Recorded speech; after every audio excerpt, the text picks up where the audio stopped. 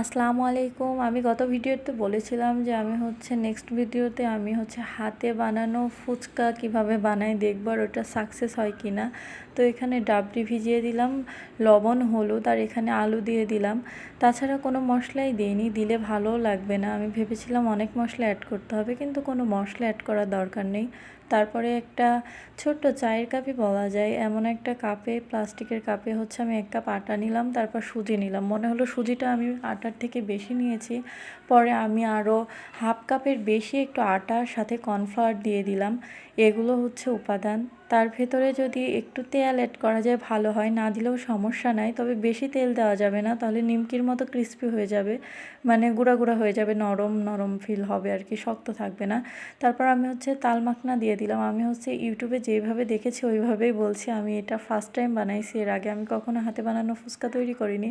অনেক আশা নিয়ে বানাচ্ছি, দেখি কি হয় আর কি। আমি তো জানি আমি খেয়ে ফেলছি অলরেডি 2 দিন আগে, তো তোমাদেরকে ভয়েস দিয়ে শোনাচ্ছি যে দেখো কেমন লাগতেছে। তারপরে আমি আটা একটা গোল করে নিয়েছিলাম, ছোট ছোট লিচি করে নিয়েছি, ওই যে লুচি যতটুকু হয় আর কি। ওর ওপরে আটা তেল মাখাই 2টা রুটি অ্যাড করে একসঙ্গে করে নিলাম। এবার এপিট ওপিট করে বলে একটু বড় করে নিয়েছি এই রুটিগুলো। এবার এই রুটিগুলো আমি সুন্দর করে কেটে নেব। এইটা ভেলপুরির শেপ দিয়েছি, আর এই ছোটোটা পানিপুরি। ভেলপুরিটা সবাই বেশি খেতে চাচ্ছিল, কেননা আমার পানিপুরি বেশি ভালো লাগে।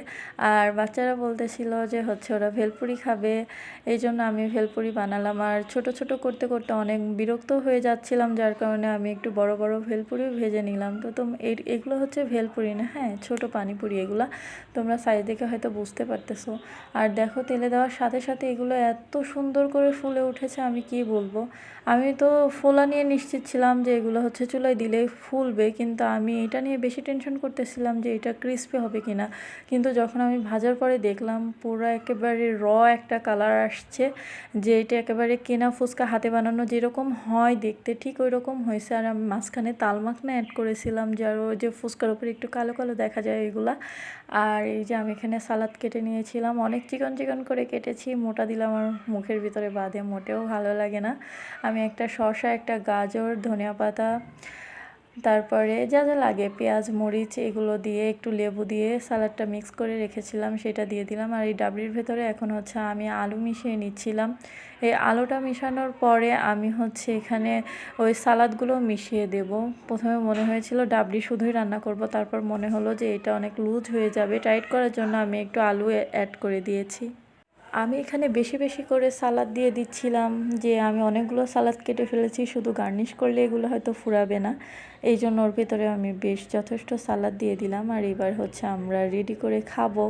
তো এগুলো যে কত ক্রিস্পি হয়েছিল আমার, তোমরা আমার এই ভাঙাটা দেখে বুঝতে পারতেছো যে একেবারে অনেক ক্রিস্পি হয়েছে। আমি চাইলে এটা ফ্রোজেনও করতে পারবো। আমি যেহেতু এবার অল্প করে বানিয়েছি টেস্ট করার জন্য বানাতে গিয়েও প্রায় 100+ বানিয়ে ফেলেছিলাম এখানে এই পানিপুরি আর ভেলপুরি দিয়ে।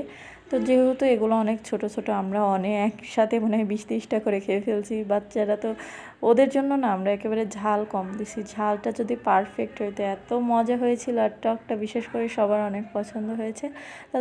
তোমরা আমাকে জানাও যে আমার এই সুন্দর ভিডিওটা তোমাদের কেমন লাগলো আজকে। আল্লাহ হাফেজ, টাটা।